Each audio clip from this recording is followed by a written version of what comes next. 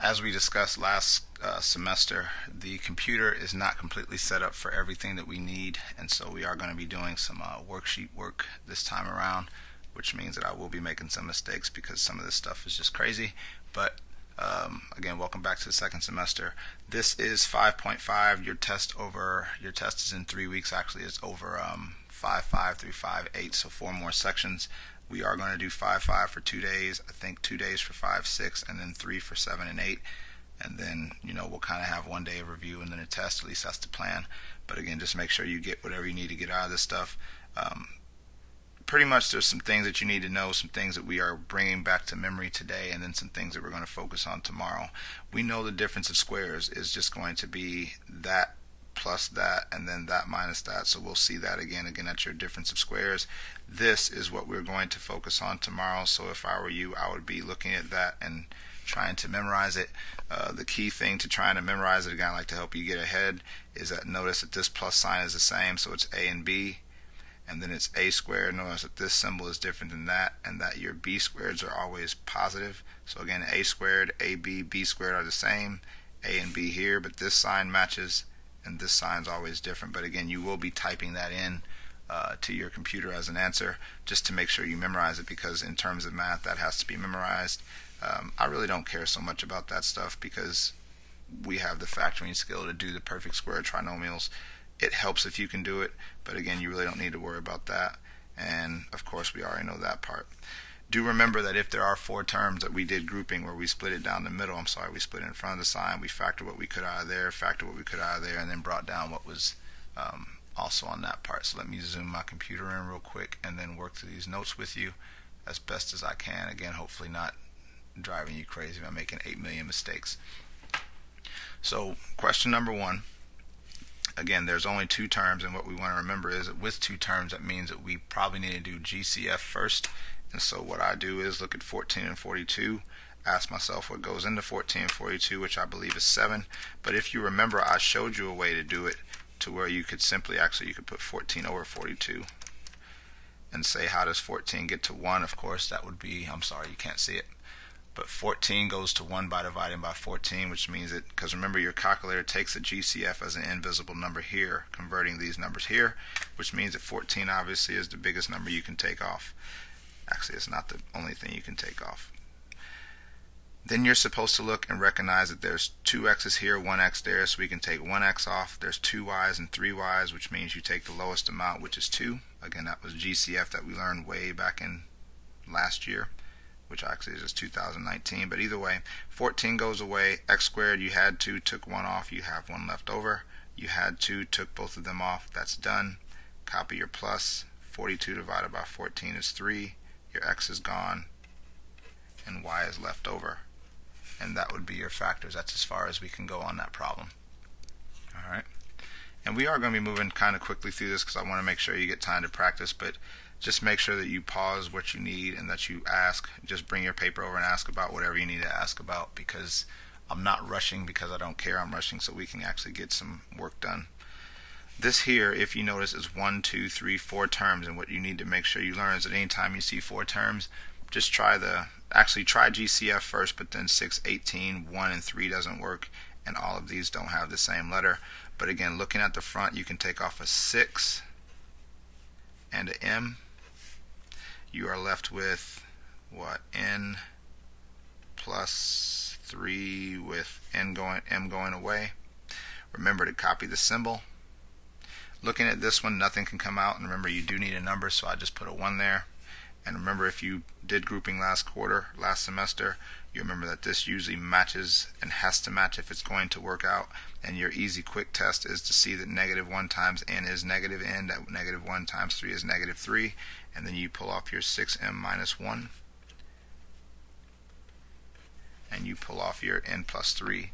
Again, if you don't remember that, I suggest that you make sure you get some questions answered on that stuff so you can take care of that as we go. I need to focus this camera because I think it's kind of blurry. And then the third one, you can factor in 2 ways, but I suggest you make sure you start looking to see if there's something you can take off. I noticed that we can take off a 2, and so you're left with x squared plus 9x plus 8. again, I am just going to bring down my 2, but inside of here I'm looking for numbers that multiply to be 8, add to be 9. Of course, those numbers are 1 and 8, with both of them being positive, because that's the way you get 9. And so because that is just a regular x squared, remember that this is a shortcut problem, because remember, if this wasn't just a regular x squared, we have to group. But either way, bring down your 2. X plus 1 goes in one. X plus 8 goes in the other one. And that would be factored completely. The key thing for this semester, especially with the work we're doing, is that you must make sure you factor everything as far as you can, because the points are going to start being lost for stopping too early. And it's interesting that we talked about that just now, because this is the key problem where people always miss. X to the 4th minus 1. X to the 4th as a square root is x squared, which means that this factors to be x squared plus 1 and x squared minus 1. The problem with that is that we will want to stop there as we go. The issue with stopping there is that this can be factored again, because this is, again, difference of squares. It doesn't work with addition, but it does work with subtraction. And so what you have to do is bring down your x squared plus 1 again, and then factor this to be x plus 1, x minus 1. Again, that's x and x, 1 and 1, and so it breaks down to be that type of question. So again, keep in mind as you're doing these things that if it says factor completely, which is what your directions say, that you have to make sure you go here. Otherwise, you're going to be missing your problems. That was why we were working so hard on getting the factoring, so that we could actually get to the point to where factoring was more natural. This, again, to me seems like a GCF problem, but let's just make sure that we don't get lost on that. 35 and 60, I think the biggest number you can take out of that is 5. I think we can take off 3 x's, because remember, you take the lowest amount, and we can take off a y because we take off the lowest amount. 35 divided by 5 is 7. X's are gone. Y is left with 3 of them. Copy the sign. 60 divided by 5 is 12. You have one x left over, no y's left over, and that's where we are. So again, part of the challenge of this semester, part of the challenge of this chapter, actually just where you're going, is that now you have all these skills, all these tools in your tool belt, and you have to know which one to use and when to use it. And then when you actually have to use it, you have to know how to use it, which is, again, where issues will arise. And so make sure you're putting your time in to get practice. Make sure you're putting your time in to work hard on keeping up, because if you don't, it's going to cause an issue. Number 8, x squared plus x plus 1. That means we're looking for numbers that multiply to be 1 and add to be 1. But the only numbers that multiply to make 1 are 1 and 1. You cannot do that. And so this is what we would call prime. Now, I would not expect this to pop up often, especially on a test or quiz, because I don't know many teachers who waste their time on a prime question on a test or quiz. But you need to keep in mind that if it can't be factored, yeah, you could use the quadratic formula, but there's no equal sign, so there's no solving on that question needed. So again, in terms of that, you would just put prime and leave it as it is. Number 9, again, factoring completely, split it in front. The most we can take out of this is c to the third. Oh, I just made a big problem here. But we can take 3 c's off, and we are left with c plus 1. Take this out. Actually, yeah. So we take that. Or we could just take off c. We'll try it this way. Anyway, c to the third comes out of the front part. Copy your minus. Put your c there. Yeah, I think I should have took the c off in the first place, but we'll fix it. Because again, there's so many ways to get the answer. The reason why I'm talking to myself while I'm doing this is because I had 2 different options, and I think I might have picked the one that's a little more complex, but it'll work out either way. I'll just work out the other one on the video. But again, take off your c, and of course you should be left with c plus 1. And notice again, negative c times c works, negative c times 1 works. We end up with c to the third minus c here, and we end up with c plus 1 here, which means, looking at this, you cannot stop. And again, this is why I had my thought, because both of these can be factored. Again, this is where you must now look at your factors and check to make sure you cannot factor your factor. And notice that you can take a c off of this, which leaves me c squared minus 1 times c plus 1. And if you stop there, you will still be wrong, because if you look at your factors, that is good, but that is a difference of squares, which means your answer is now, this turns into c plus 1, c minus 1, and c plus 1. And I believe that on the book, if you were looking at an answer, you'd probably see c times c plus 1 squared, because there's two of those, times c minus 1. That would probably be your official answer. On the test, as long as you can get here, I am fine, because I assume that you can make that adjustment to that part.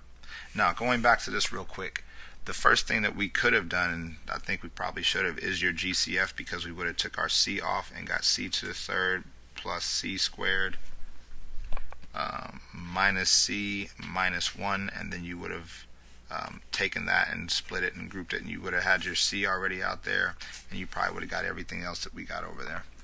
Either way, again, this is more just to bring things back to memory, give you some notes, because most of our learning is going to be in practice anyway. Don't forget, solve is whenever there's an equal sign. Also, don't forget when you solve and there's something higher than an x, we need it to equal 0, and so we have to move our 49 over here by using its opposite. We will then factor, again, x to the fourth square rooted is x squared, so this is x squared minus 7 and x squared plus 7 equals 0. This can't be factored anymore, that can't be factored anymore, but it equals 0, which means, if you remember, you have to now do x squared minus 7 equals 0, x squared plus 7 equals 0, and if you remember some of the factoring, this is why I said we had to make sure we knew all our skills. Solving is a matter of, you can use algebra, so I can do plus 7, x squared equals 7. I can get rid of the square by square rooting. The thing you have to be careful of is that there are two answers there. It is a positive and negative root 7. Over here, let's see if you remember this, x squared equals negative 7, and when you square root, don't forget you end up with plus or minus I root 7, because you cannot have a negative inside of your radical. So again, this is where all this stuff is going. This is why we split this section into, or chapter into two sections before winter break, because this would have probably drove a lot of you nuts. Looking at number 2, again, setting this equal, you end up with x squared minus, x to the fourth minus 6x squared plus 8, which means we're looking for numbers that, equals 0, which means we're looking for numbers that multiply to equal 8, add to equal negative 6. Those numbers are more likely, oh, they add to be 6, yeah, so there'd be 2 and 4, both of them being negative. Again, because this is, even though it is an x squared situation here, there is no number in front, which means those two numbers that we got do work out, so you end up with, and here's where again you have to be careful, x to the fourth, x squared. When we factored, let me go back and get my other sheet here. When we factored this problem here on number 3, it was x squared, x, and a number, and notice that x is what ended up in the middle, because x times x makes x squared. Well, in this case, whenever it starts with x to the fourth, let me get you back to the screen here, but whenever it starts with x to the fourth, as long as this multiplies by itself to be that, that is what you're going to use in your factor. And so therefore we are going to do x squared minus 2 and x squared minus 4 equals 0. Again, x squared times x squared is your x to the fourth. If you remember the shortcut I showed you, whenever there's nothing attached, negative 2 plus negative 4 makes negative 6, and then negative 2 times negative 4 makes positive 8. From there, because that equals 0, we will solve. X squared minus 2 equals 0. X squared minus 4 equals 0. Again, from there, solve as usual. X squared equals 2. Square rooting that, x is equal to the positive and negative root of 2. Here, add 4, add 4. Square rooting, x is equal to plus or minus 2. And there are your 4 answers. Again, notice there's 1, 2, 3, 4, and that this started off with 4 up here. Just like on number 1, it said 4, which means we could have a potential 4 answers. 2 of them are what we call real answers, 2 of them are what we call imaginary answers, but there still are 4 solutions to that problem. So that number is really going to come in handy, especially as we continue throughout the rest of this chapter.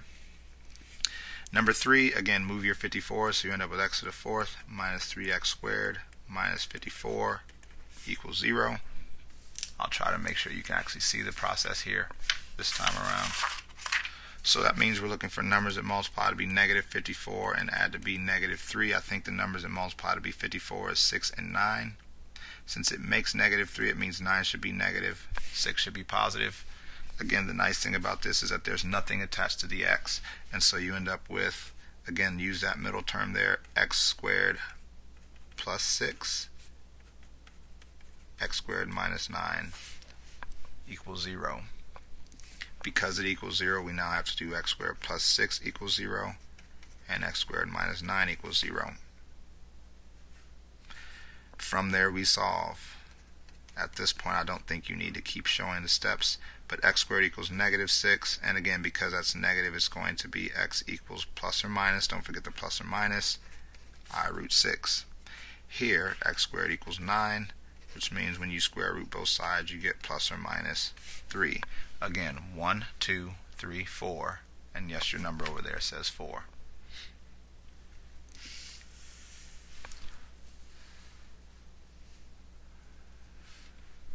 Number 3, looking at this first, give me 1 second. Alright, continuing on. First thing you should always do, again, as you make it your habit, is check for GCF. 3 and 48 go in together. And so what I'm going to do, and usually we pull off a 3 by pulling it off to the side in parentheses, but there's an equal sign here, which means that this is an equation. And so what I'm going to do actually is just, I won't do it that way. I'll pull off 3t squared. I'll talk to you about it if you come up and ask about it, but there is a better way than to deal with that 3. But anyway, pull off the 3 and t squared, you're left with t to the 4th minus, I think that's 16. And again, t squared's gone, equals 0. This, again, you have to notice is 2 terms, which means check for difference of squares. That would be t squared, that would be 4. So this turns into 3t squared with t squared plus 4, t squared minus 4. You could start from here because this doesn't say factor completely. Your instructions say to solve, and so with this you could actually just go ahead and start solving from there. But if this was factor completely, you'd probably want to go ahead and do the work from there to put your t plus 2, t minus 2.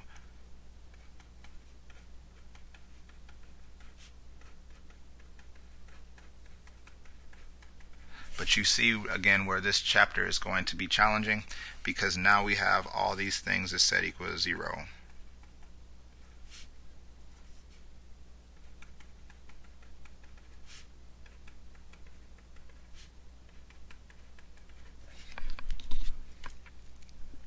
This is going to obviously, if 3 times something equals 0, t obviously equals 0. But the thing here is that you have to keep in mind, this is 2 zeros because it's positive and negative 0, but again it looks like one solution. So this is what we would call a multiplicity of 2, because there are 2 of those situations there, and that's an arrow, not a 4, by the way. But there's multiplicity of 0, which if you remember means that it turns at 0, doesn't actually go through 0. Anyway, this here, again, you should probably kind of be used to this. You're going to move your 4 over there and make it negative, square root both sides. That is 2, but it's negative, so that would be that t is equal to plus or minus 2i. This obviously gives me the answer of negative 2. This gives me the answer of positive 2. But again, 1, 2, 3, 4, 5, 6, because you remember that there are 2 of those there, and looking back there should be 6 solutions, which we found all 6. It's going to be important that you understand that this number here does play a major part in all your solutions there, because we are going to eventually have to find these numbers using synthetic division and some other stuff. And the last question, number 6, which I'll do off to the side, is we're looking for numbers that multiply to be 4, add to be negative 5. Again, the kind thing is but they give us nice numbers. Those numbers are -1 and -4. And so you would put, again, I'm going to do this off to the side so it doesn't mess up the notes, y squared minus 1, y squared minus 4 equals 0. Again, if you remember, if the middle term multiplies by itself to make the outside term, we can now just translate that skill to be this instead of just y. Again, factoring this turns into y plus 1, y minus 1, because that's a difference of squares. This turns to be y plus 2, y minus 2. All that equals 0. Good news is, if we set all those equal to 0, we know that y equals -1, y equals 1, y equals -2, y equals 2. 1, 2, 3, 4 answers. 4 there. Everything is good. Again, the reason, I know it's a long video and you might have some long videos this semester, but the good news is it's on video, which means that if you're not in class you can still see it, which means that if you're in class and you see it but you don't get it, you can always come back and revisit it. I think you're going to need, some of you are going to just have to make sure you start actually using your time efficiently. Maybe you have to start watching videos at home or again on your phone. Become like a member or whatever of my page there, and every time I put a video up you can actually start watching that. I think you can join, actually, if you look up I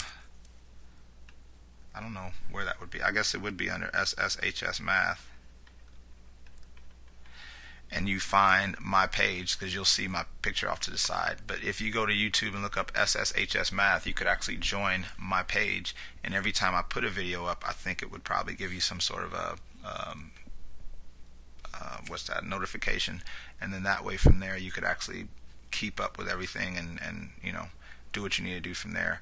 Yes, you'd still have to watch the Ed Puzzle. Yes, you'd still have to answer the question at the end to get the credit, but sometimes it's not all about the credit. Sometimes it's about the information as it is. So if you became a member of my page and I put a video up and you were out of school and you were on your phone and you couldn't get to Ed Puzzle on your phone, but you could go to my page and just watch the video for itself, at least you keep up with the material, because I'm telling you right now, the second semester is going to be some work, and you want to make sure that if there are any glitches in your study guide, study habits, if there are any glitches in your work ethic, that you fix those ASAP. Other than that, let's use the rest of the day to get some work done, and again, ask as many questions as you can, work as hard as you can. We are moving on tomorrow to some more factoring, and then this whole section is done. So again, make sure you do what you need to do on this stuff and work hard. Thank you, and good luck.